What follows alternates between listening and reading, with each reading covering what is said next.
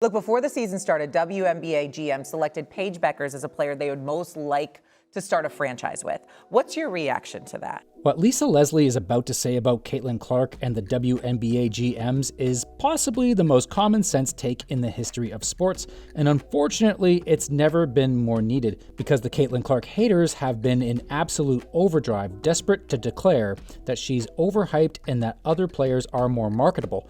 They've spent the better part of 2 years trying to convince anyone who'll listen that the most economically impactful player in the history of women's basketball is somehow not that important or worthy of it. I mean, it's off the charts at this point. I can't tell if they're being serious or just rage baiting. Caitlin Clark, and we're not going to look back on her like she's Michael Jordan. She's Jeremy Lin. But here's why Lisa's statements are really needed. Because the constant hate, despite narratives trying to say otherwise, is driving fans away. The signs have been there, but now the numbers are crystal clear. Not the headline numbers the league wants you to focus on. I'm talking about the real ones that should scare anyone with a stake in the WNBA. Lisa knows what caused the rising tide. She knows the Caitlin Clark effect is not guaranteed to stay, and she called out pretty much everyone who's taking her for granted. Let's get into what she said, but first, give this video a like to thank Lisa for speaking up. Okay, let's start here. The Caitlin Clark thing is over because she's not the best player in the WNBA. She's not the best guard in the WNBA. She's not even the best guard from her college class because that's Paige Bueckers, who plays for Dallas, who beat them in the season opener. This could be a situation where we look back on Caitlin Clark, and we're not going to look back on her like she's Michael Jordan. She's Jeremy Lin.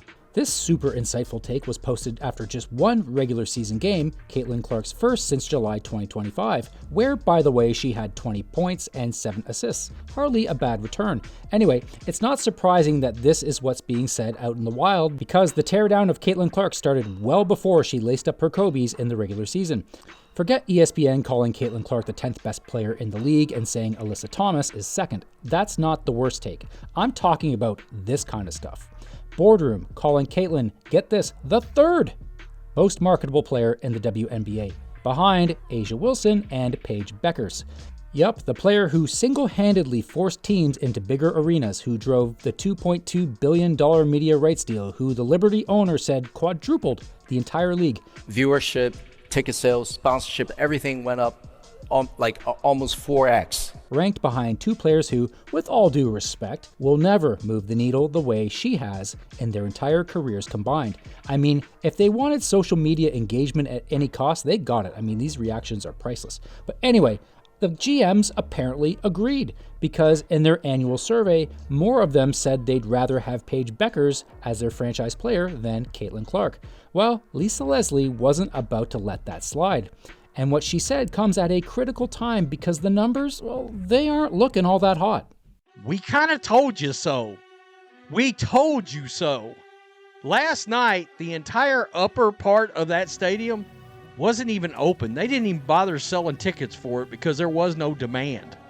Caitlin Clark fans who have been frustrated with the media, the old guard, and yes, her own team, are starting to vote with their wallets and their attention. And once that starts happening, it's really hard to stop it. Here are some ominous signs. Before the regular season started, you had the Fever on X hustling for ticket sales for their home opener. While it's not a bad idea to promote your games, of course, when Caitlin Clark's playing, you don't typically need to share Ticketmaster links because the games are sold out. It's the same thing on the road. Remember, every game is a home game. So the Fever publicly trying to get ticket sales is the kind of thing that should have set off alarm bells immediately. But that was just the start of it. We have some early reports on the ratings from the Dallas Wings versus the Indiana Fever game.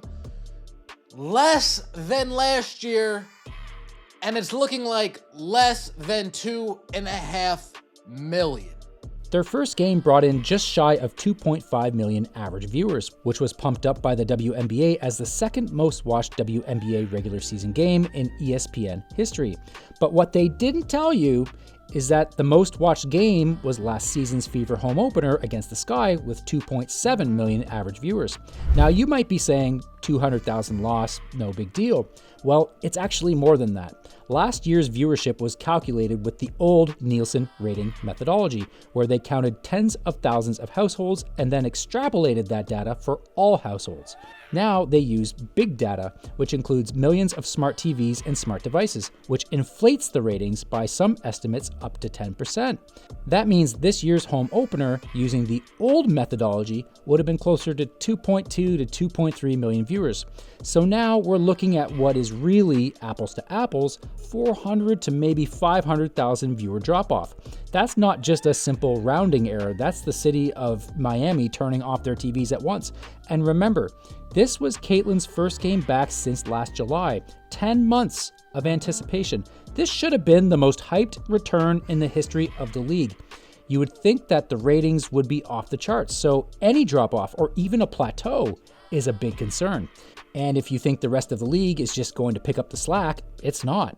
Paige and the Wings just took on the Minnesota Lynx with Olivia Miles, who looks like the clear Rookie of the Year favorite, and didn't sell out. The top two rookies on the floor, and last year's Rookie of the Year, and less than 6,000 people showed up. The Wings arena seats 7,000, yet the GMs want Paige? Anyway, it's clear the league will only go as far as Caitlyn takes it. And with that in mind, we go back to Lisa Leslie, who was quick to remind everyone just how important Caitlyn is to the WNBA's business. And she did not hold back. Started WNBA GM selected Paige Bueckers as a player they would most like to start a franchise with. What's your reaction to that? Well, all those GMs probably gonna get fired because this is a money business, and the money is about Caitlin Clark, who is the player who has made, never in the history of the WNBA have we had a player force teams to get into larger arenas. I've never seen that happen. And so if you're the GM, you're obviously supposed to be bringing in money. That's revenue. Right. I'm going with Caitlin Clark. What you think, Steve? Of course, I've been saying Caitlin Clark. Rising tide lifts all boats. I mean, it's obvious. It should have been 100% Caitlin Clark minus one vote because Amber Cox can't vote for her own team. Anything less is just feelings or malpractice. I'm not sure which is worse. You can love Paige Bueckers, you can love A'ja Wilson, you can love whoever you want as a basketball player, but the question wasn't who's your favorite hooper. It's who would you start a franchise with? And starting a franchise means putting butts in the seats, eyeballs on TVs, and dollars in the bank. There is only one correct answer to that question, and Lisa was far from done. She went even deeper, strongly suggesting that USA Basketball blew it by not selecting Caitlyn for the 2024 Olympic team. I don't think you were wrong. And if we roll back some of the tweets back when I said it, I don't know how we left the country without her. I said that because I felt like she is a game changer. She's moved the game and the needle in a way that we had not seen in women's basketball before. I thought she not necessarily earned a spot. Correct. But deserved to be there. And Right. then, it's part of it is political. You get to pick whoever you want, but they chose to take Diana Taurasi, who got her 6th gold medal. Shout out to Diana Taurasi. I love D. Greatest. But I will say that I thought Caitlin Clark should have been on that team. Okay, so I disagree with Lisa on one point here, her take that Caitlyn didn't deserve it. Based on points, rebounds, assists, and steals, Caitlyn was doing better than 75% of the players who made that team. The numbers said she belonged before the marketing case even entered the chat. But still, Lisa is bang on about the business side of things and how you need to, as an ecosystem, lean into Caitlyn, not fight her. And she was not done. She also addressed the stat that haters rely on to claim Caitlyn's washed up and not that impressive. And she explained Caitlin Clark's impact perfectly. Caitlin's three-point shot is really just icing on the cake. She has such deep range. Defense is obviously aware of where she is, and so she's getting a lot more pressure out there. And she's a fighter. She's a competitor. I wouldn't be worried about that three-point shot. Everyone keeps thinking she's Steph Curry and just draining threes all day. But if you look at the games so far this season, or even the World Cup qualifiers, it's the vision, the passing, and the floor command. Her game is much bigger than just logo threes. The threes are the highlight reel. The basketball IQ is the engine that strikes fear into her opponents. Remember, she set the all-time single-season assist record as a rookie. It's like everyone forgets that or probably just ignores it. Coaches don't, though. I mean, just listen to the Sparks coach talk about how they need to change their approach when playing her. I mean, Caitlin's one of one too, right? Like, she is unique in when the ball crosses half court, it's in the scoring zone. We have our hands full. You can't you can't lose sight of her for a half a second. So we'll mix up what we're doing with her, mix up who's guarding her, but I don't think it matters that she hasn't played here since 24. She is who she is, and you know, as much as her scoring, shooting is a threat, her passing is even more dangerous. Coaches get it, her fans get it, but unless the league and, yeah, her team embraces it and starts leaning into its clear-cut star, the way teams in every other major sports league have always done with their generational talents, eventually fans are going to get frustrated and tune out. Lisa was right to call out the GMs, and she was right to call out the Olympic snub, because the more the ecosystem tries to relegate Caitlin to being just an average WNBA player and ignore her impact, the more the casual fans are going to walk away.